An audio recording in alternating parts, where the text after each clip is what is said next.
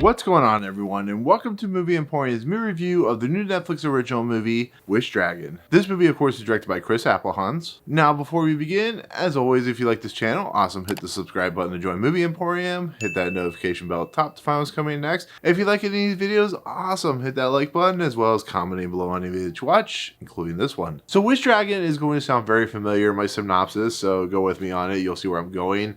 Wish Dragon is the story of a character named Din, who's a lower middle class individual who lives with his mother.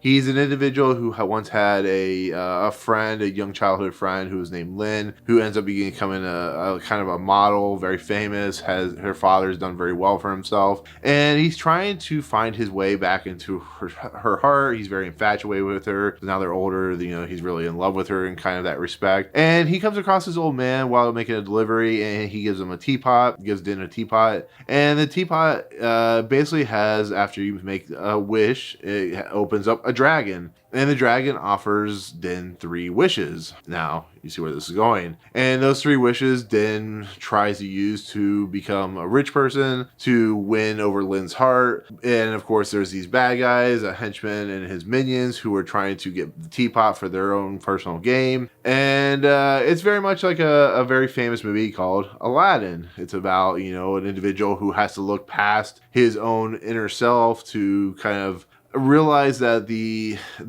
excess and the materialistic stuff is not necessarily what people want. You just have to be yourself. You have to be who you are, and that usually becomes the most powerful thing, winning over people with just who you are and your mind and soul and stuff like that. So right off the bat, I really enjoyed this movie. I thought it was a lot of fun. I thought it was entertaining. The reason I like it so much is because I like this tale of this boy or this girl, whoever they're going to base the story off of, who has to look past their inner self, their materialistic needs, to confront who they really are and who the person that they're trying to be with doesn't want that materialistic version of you. They just want your honest and raw who you are. So I really like that story. I really like the 3 wishes. I like the idea of the dragon or the genie, whoever they're going to represent. And it just makes it for a story that has some really educational ideas and purposes behind the human condition, the human soul, and also on and so forth. But what made this movie more special is the director Chris Appelhans, stuff like that, took the story, and what I found out that was very unique about this story is the Aladdin story, which is set at Agrabah in Iraq and Syria location. If you look at the location, it's set very much in the Middle East,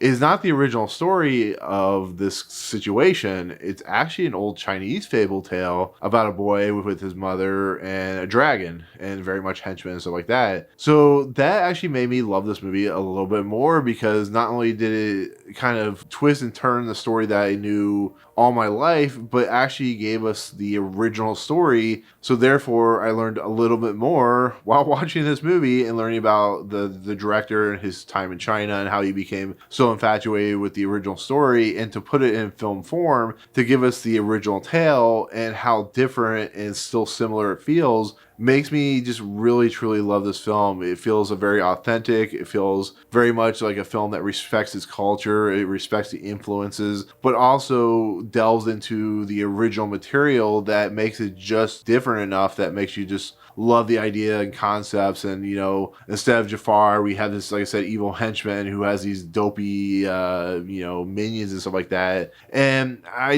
like that. I loved it. It's what I enjoy about animated films or films in general, is taking the material and either giving us an original tale out of it or giving us something just slightly unique, that it makes it for something truly different and new, which is not what we get a lot of times, especially in animated films where they just constantly repeat doing sequels. And it's a movie that, like I said, it takes a material that we know very well, uses the original material, and just makes it for a fun, entertaining, and good time on Netflix. I would say in the theaters, but it's on Netflix. So I highly recommend it. I really love it. I think it's definitely a win for Sony Animation Pictures, for a win for the director, and win for the cast. So like I said, it's very familiar, but uses the original material to flesh out the story. So with that said, that's gonna be my take on Wish Dragon. Thank you so much for watching. Let me know in the comments below what you think of this movie. Did you like it? Did you not like it? Is it a story that you knew about before? Like I said, I knew nothing about this. I didn't know it. Like I said, it was an original Chinese fable. But anyways, let me know in the comments. But otherwise, if you like what you see on this channel, hit the subscribe button to join Movie Emporium. Hit that notification bell at the top to find what's coming next.